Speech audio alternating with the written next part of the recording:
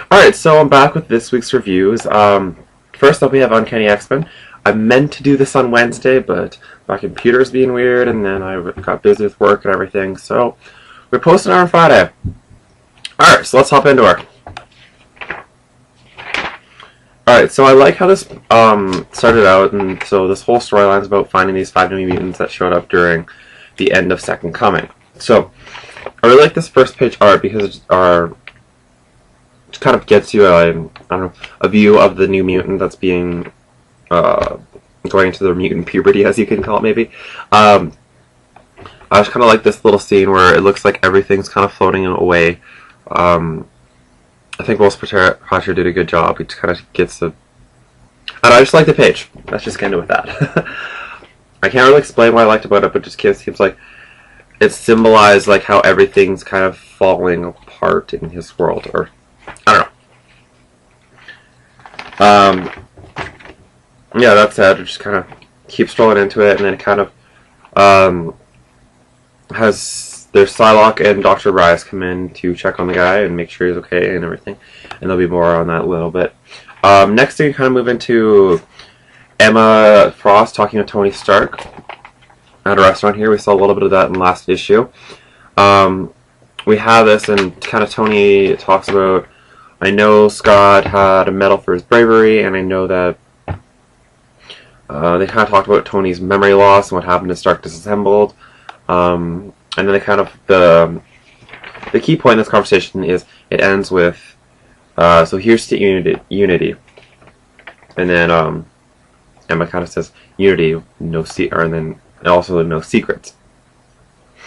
And so that kind of pans to a scene with Danger and Emma with Sebastian Shaw in the brig at Utopia.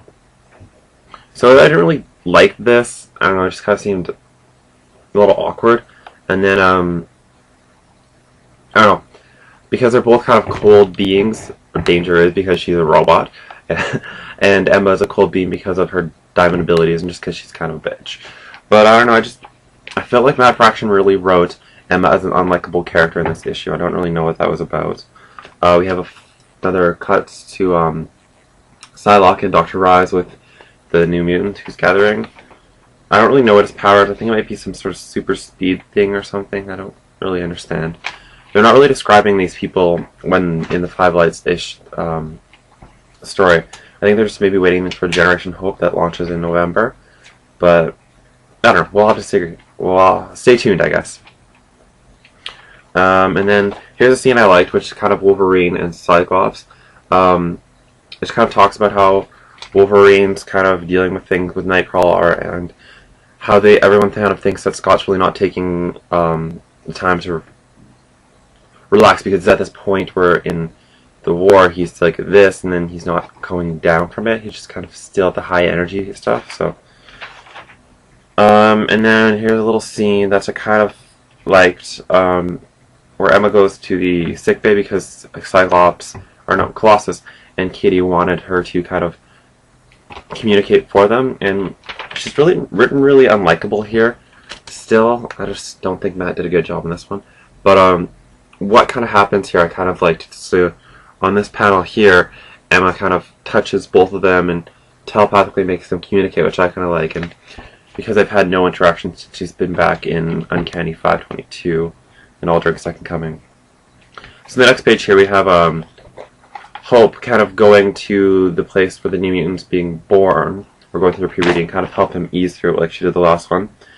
The last New Mutant kind of is like, oh, I don't know her long, but she's a good friend, and she helped me through this.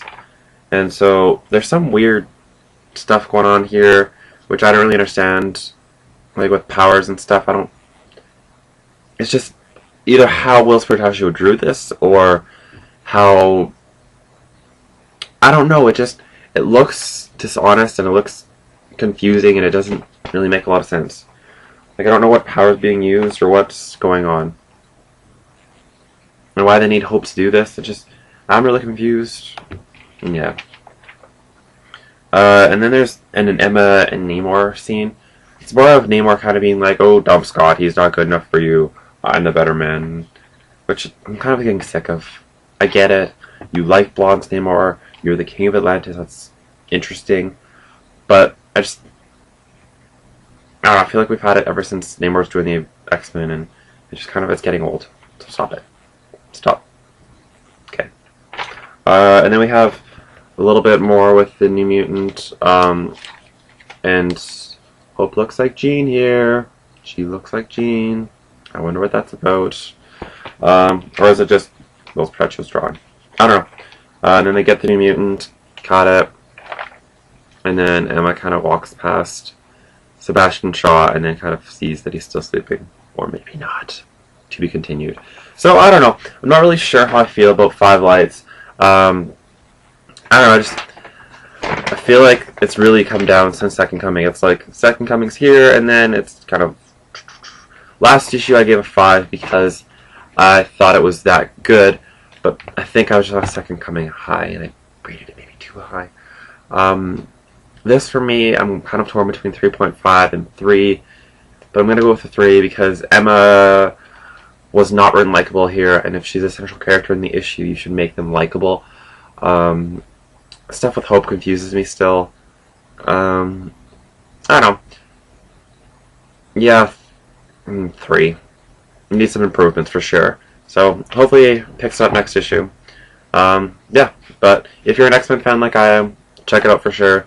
Yeah, Uncanny 527. Check it out.